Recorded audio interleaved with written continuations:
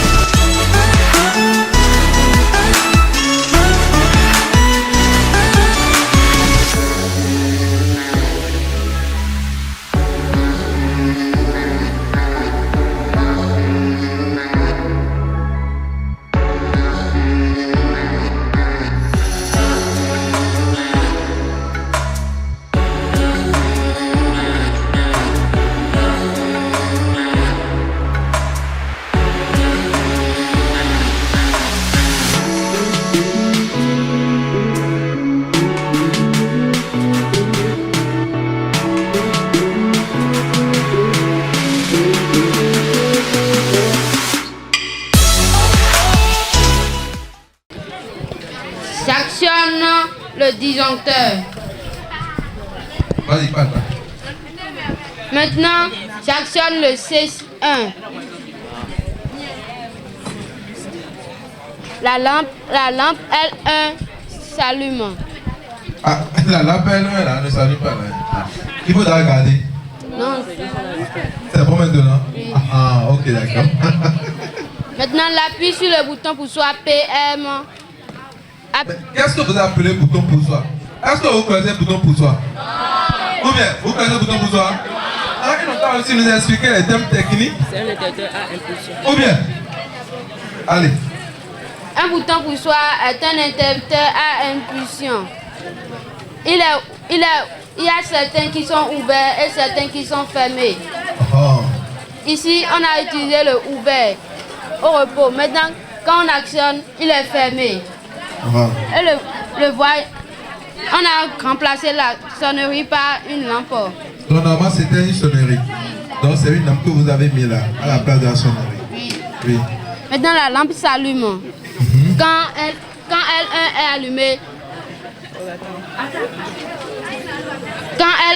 allumée, j'appuie sur le bouton pour soit PM, allumons la lampe H. Maintenant, quand en position 2, L2 s'allume.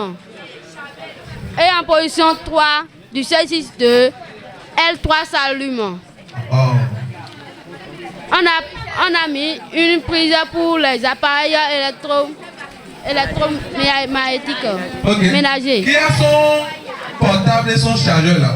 On va tester pour voir si le montage, le câblage peut nous permettre quand même de charger notre portable. Donc ça, on va voir.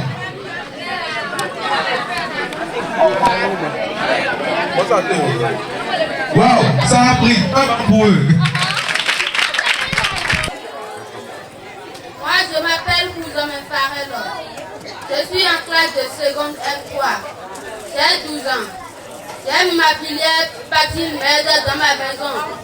Si papa fait une chambre, je peux faire casse et mettre des tuyaux. À la fin, je peux faire piloter alors. J'arrange papa de ne pas beaucoup dépenser. J'ai choisi la filière F3 parce que j'aimais cette filière.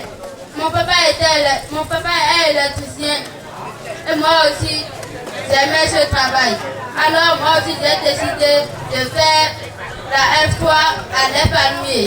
Oui, je suis satisfait. Parce que dans ce travail, j'ai reçu beaucoup d'argent.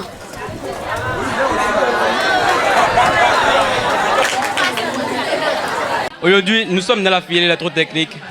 Donc, aujourd'hui, nous vous présentons un montage électrique. Et on appelle ça, dans notre jargon professionnel, on appelle ça montage cave. C'est un montage qui nous permet d'allumer simultanément plusieurs lampes à partir de plusieurs endroits.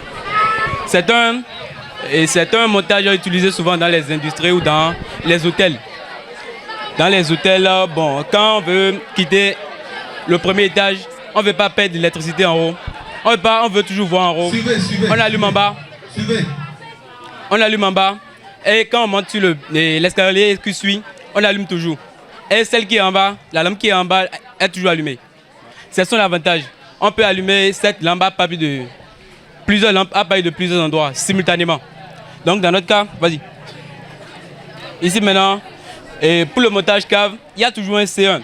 Le C1, on appelle C1 et c'est un interrupteur simple allumage. Vas-y, allume. Donc cette lampe, la lampe L1 va s'allumer.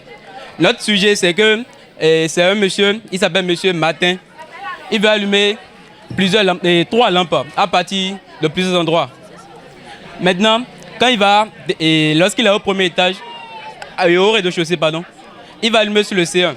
Lorsqu'il va monter sur l'étage qui suit, il va appuyer ici. Donc la lampe là s'allume. Puis après, il appuie sur le C2. Celle-ci s'allume. Donc, on nous a dit que s'il appuie sur le C1 lorsqu'il est au rez-de-chaussée, s'il allume, s'il est au rez-de-chaussée, il appuie sur le C1, la lampe L1 va s'allumer. À la fois, il peut faire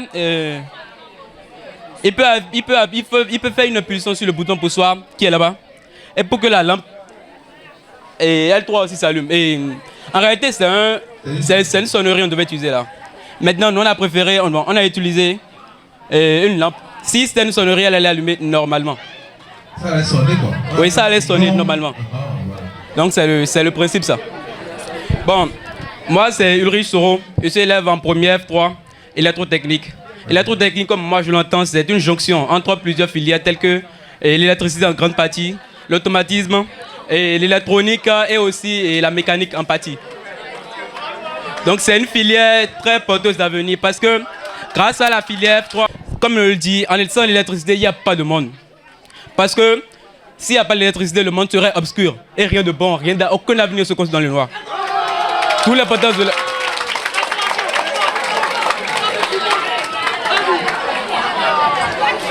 en électrotechnique, même en première année ou soit en seconde, même quand on est nouveau, on peut gagner de l'argent sur des chantiers. Juste avec le CAP, tu peux même travailler à l'SBE, à Sobrivoire. Parce qu'on t'aurait appris comment faire fonctionner des moteurs, utiliser des capteurs, tout ça c'est un amusement pour nous. On est assez outillés. Bon, tout juste après le bac, tu peux aussi, bon si les moyens le permettent, tu peux continuer l'université, soit dans l'électrotechnique, ou soit dans d'autres filières telles que la mécatronique, l'automatisme informatique, ou bien d'autres filières. Donc cette filière est vaste et très porteuse d'avenir. C'est pour ça que je l'ai préférée.